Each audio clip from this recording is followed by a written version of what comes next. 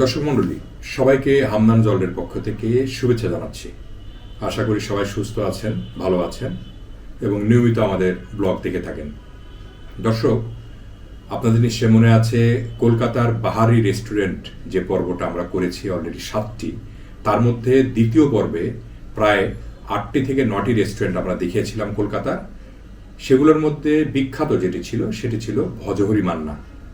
দর্শক, সঙ্গে আমরা এই কথাটিও বলেছিলাম যে এই 8টি-9টি রেস্টুরেন্টের মধ্যে ভজহরি মান্নাকে নিয়ে আমরা ইন্ডিভিজুয়াল ব্লগ করব।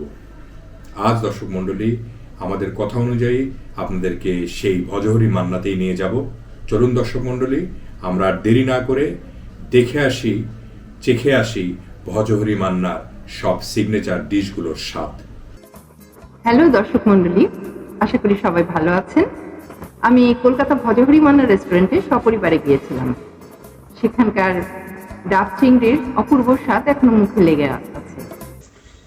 2003 সালের মার্চ মাসে কলকাতার এক ডালিয়াতে একটি গ্যারেজের সমপরিমাণ জায়গা থেকেই ভজহরি মান্নার শুরু হয়েছিল।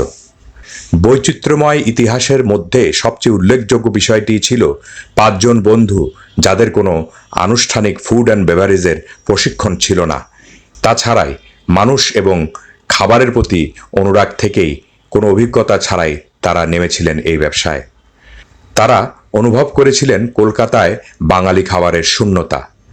তাই তো কিংবদন্তি গায়ক মান্নাদের পরিবেশিত একটি জনপ্রিয় বাংলা চলচ্চিত্রের গান থেকে বেছে নেওয়া হয়েছিল যে নামটি আজ বিখ্যাত, সেটি হলো ভজহরি মান্না।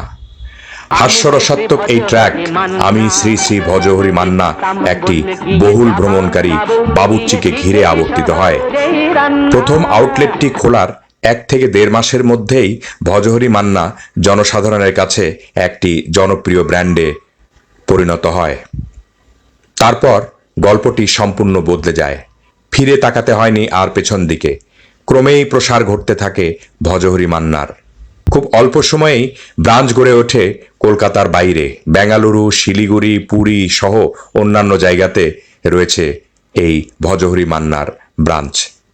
দর্শক মণ্ডলী, আমরা এসেছিলাম আজকে ভজহরি মান্নার নিউ টাউনের একটি ব্রাঞ্চে।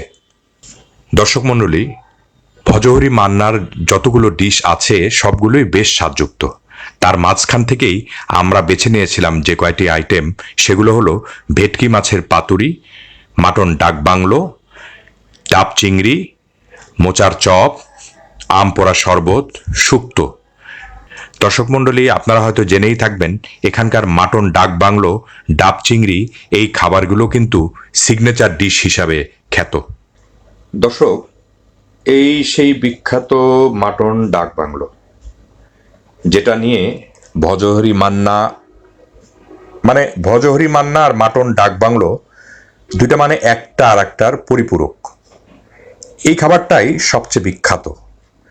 আমি এখন সেটা খেতে যাচ্ছি। দর্শক, অনেকটা খেলাম, বিভিন্ন আইটেম। এবার কিন্তু এই যে দেখতে পাচ্ছেন ডাব চিংড়ি, এবার এটা নেয়ার পালা। বাপ রে বাপ, মোটামুটি বেশ বড় চিংড়ি। ভেতরে এটাকে বলছে তারা ছোট একটা ডাবের ভেতরে চিংড়িকে প্রসেস করে দিয়েছে, কোরমার মতো দেখতে। আশা করি স্বাদ ভালোই হবে।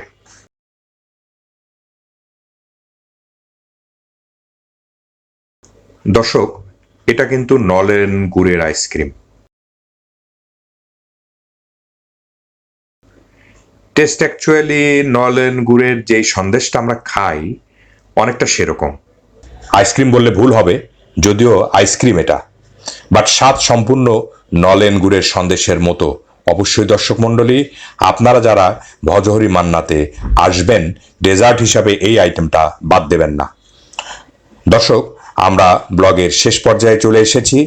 আশা করি আপনারা নিয়মিত আমাদের বিভিন্ন পর্বগুলো দেখে থাকেন। সামনে আরো নতুন নতুন ব্লগ নিয়ে আমরা আসব। সে পর্যন্ত সবাই অপেক্ষায় থাকবেন, সবাই সুস্থ থাকবেন, ভালো থাকবেন। ধন্যবাদ। খোদা হাফেজ।